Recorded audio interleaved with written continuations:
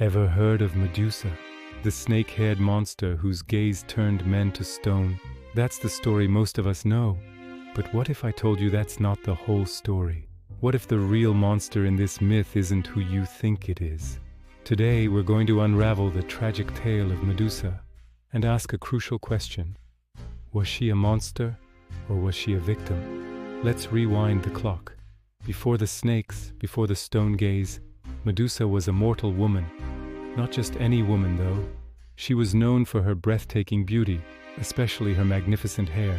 She was a devout priestess, dedicating her life to serving Athena, the goddess of wisdom and war, in her sacred temple. As a priestess, Medusa had taken a vow of celibacy, a promise of purity and devotion to her patron goddess.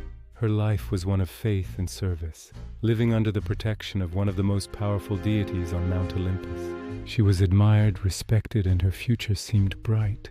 But in the world of Greek myths, the favor of the gods can be a fickle and dangerous thing. This peaceful existence was shattered by the actions of a powerful god. Poseidon, the god of the sea and Athena's longtime rival, saw Medusa and was consumed by lust. He didn't care about her vows, her devotion, or the sanctity of the temple. In a brutal act of divine power, he assaulted her right there on the cold floor of Athena's own sacred sanctuary. This single, horrific event inside the goddess's temple sealed Medusa's tragic fate. She was no longer just a priestess. She was now a pawn in the endless power struggles of the gods. The very place that was supposed to be her sanctuary became the scene of her violation, a desecration that would not go unpunished. But who would bear the brunt of that punishment? Now you might expect Athena, the goddess of wisdom and justice, to rush to her priestess's defense. You'd think she would punish Poseidon for his crime. But that's not what happened. Athena was enraged, but her anger wasn't directed at her rival Poseidon. Instead, she turned on Medusa. Athena saw the act not as a violation of her priestess, but as a defilement of her temple. She blamed Medusa for allowing the desecration to happen. So was this justice? Or was it a case of terrifyingly misplaced anger? Athena couldn't directly challenge Poseidon, another powerful Olympian, so she punished the only one she could, the mortal, powerless victim. Medusa was not protected, she was punished. Her loyalty and devotion were repaid with a cruel and unjust curse, a so-called punishment that looked a lot more like revenge on an easy target. Athena's curse was horrific and deeply symbolic. The beautiful hair that had attracted Poseidon's unwanted attention was twisted into a writhing nest of venomous snakes. Her face, once admired, became so terrifying that a single glance would turn any living creature to solid stone. This transformation was a cruel irony. The very features that led to her suffering were twisted into a monstrous form. The snakes represented a perversion of her feminine beauty, turning it into something to be feared.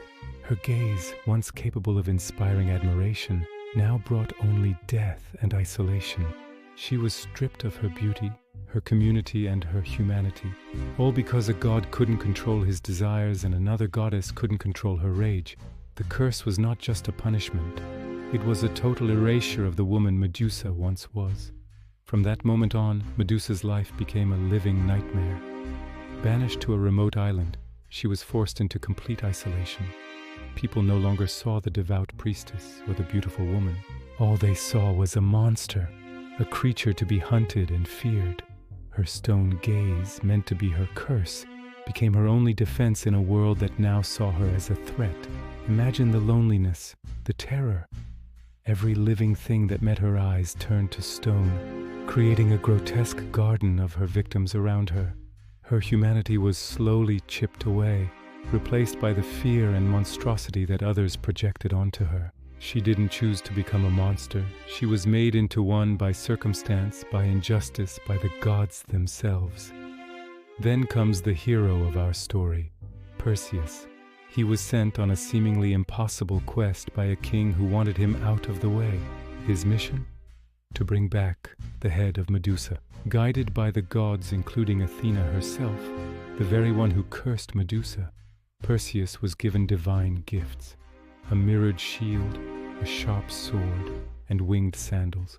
He snuck up on Medusa while she was sleeping, used the shield to look at her reflection, and beheaded her. Perseus was celebrated as a hero for this act. He slayed the monster, saved the day. But let's pause and think about this. Did he really slay a monster? Or did he just kill a traumatized, isolated woman who was defending herself in the only way she could? Is it heroic to kill a victim? The myth celebrates Perseus, but his victory was achieved by killing a woman who had already suffered unspeakably. But even in death, Medusa's story doesn't end. From the blood that gushed from her severed neck, two beings were born, the winged horse Pegasus and the golden-sworded giant Chrysaor. These were her children with Poseidon, conceived during the assault. The birth of Pegasus, a symbol of freedom, poetry, and inspiration from such a violent act, is profoundly symbolic. It suggests that even from the deepest trauma and injustice, something beautiful and powerful can emerge. Pegasus soaring into the sky represents a form of posthumous freedom for Medusa, a spirit finally released from her cursed earthbound body. Her legacy, in a way, took flight, leaving behind the monstrous shell she was forced to inhabit. Now let's look at Medusa's story through a modern lens. Today we see her tale reflected in the conversations around victim blaming, power dynamics, and injustice. Medusa was a victim of a powerful man, and instead of receiving support, she was silenced and punished by a powerful woman. Her story is a chilling allegory for how societies often blame victims, especially female victims, for the violence inflicted upon them. Her transformation into a monster is a powerful metaphor for how survivors can be demonized and isolated. The snakes and stone gaze symbolize the anger and protective barriers that trauma can create. Medusa's story forces us to confront uncomfortable truths about who holds power, who is believed, and who is cast out. So let's go back to our original question. Who was the real monster in this story? Was it Medusa, the woman who was turned into a creature of terror against her will? Was it Poseidon, the powerful god who used his strength to violate her without consequence? Or was it Athena, the goddess who punished the victim instead of the perpetrator, driven by pride and jealousy? The myth tells us Medusa was the monster, but when you look closer, her story is one of profound tragedy and injustice. She is a symbol of silenced suffering, a cautionary tale about the cruelty of the powerful. The real horror isn't her snake hair or her deadly gaze, but the story of how she came to have them. What do you think? Was Medusa a monster or a victim? Let me know your thoughts in the comments below. This is just one of many complex stories from mythology that deserves a second look. If you enjoyed diving deep into this myth, make sure to like this video and subscribe for more stories that challenge what we think we know. Thanks for watching.